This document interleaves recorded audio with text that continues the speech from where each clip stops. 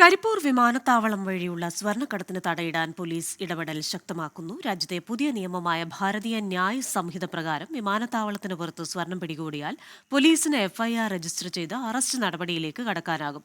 നേരത്തെ പോലീസിന് പിടിക്കപ്പെടുന്നവരെ അറസ്റ്റ് ചെയ്യാനുള്ള അധികാരം ഉണ്ടായിരുന്നില്ല. 2022 മുതൽ 200ഓളം സ്വർണ്ണക്കടത്ത് കേസുകളാണ് പോലീസ് വിമാനത്താവളത്തിന് പുറത്ത് വെച്ച് പിടികൂടിയത്.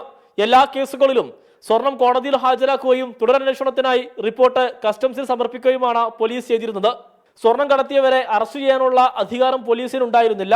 എന്നാൽ ഭാരതീയ ന്യായ സംഹിത നിലവിൽ വന്നതോടെ സ്വർണ്ണക്കടത്തിൽ പോലീസിന് കൂടുതൽ ഇടപെടൽ നടത്താനാകും. സെക്ഷൻ 111 കൃത്യമായിട്ട് പറയുന്നുണ്ട്. അതിൽ കൃത്യമായിട്ട് സെക്ഷൻ 111 കൃത്യമായി പറയുന്നത് any continuing unlawful activity including എന്ന് പറഞ്ഞ് ഇല്ലിസിറ്റ് ഗുഡ്സ് ഓർ സർവീസസ് എന്ന് കൃത്യമായി പറയുന്നുണ്ട്. അപ്പം അതുകൊണ്ട് തന്നെ ന്യായവിരുദ്ധമായ എന്ത് കടത്തിക്കൊണ്ടുപോയാലും അത് നമുക്ക് ഓർഗനൈസ്ഡ് ക്രൈമിൻ്റെ കീഴിൽപ്പെടുത്താൻ പറ്റും.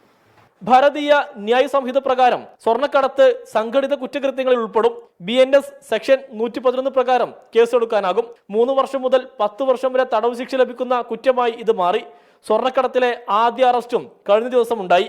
കരിപ്പൂർ പിടിച്ച 964 ഗ്രാം ഗോൾഡിൽ കൊണ്ടുവന്ന ആളെ നമ്മൾ സെക്ഷൻ 111(1) 111(7) പ്രകാരം ഭാരതീയ ന്യായ സംഹിത BNS പ്രകാരം നമ്മൾ അവരെ അറസ്റ്റ് ചെയ്തു. അത് FIR ഇട്ടു, കോടതിയിൽ ഹാജരാക്കി. ബഹുമാനപ്പെട്ട കോടതി അദ്ദേഹത്തെ റിമാൻഡ് ചെയ്തിട്ടുണ്ട്. പുതിയ നിയമം ഉപയോഗപ്പെടുത്തി കരിപ്പൂരിലെ സ്വർണ്ണക്കടത്ത് തടയാനാണ് പോലീസ് നീക്കം. 24 മലപ്പുറം.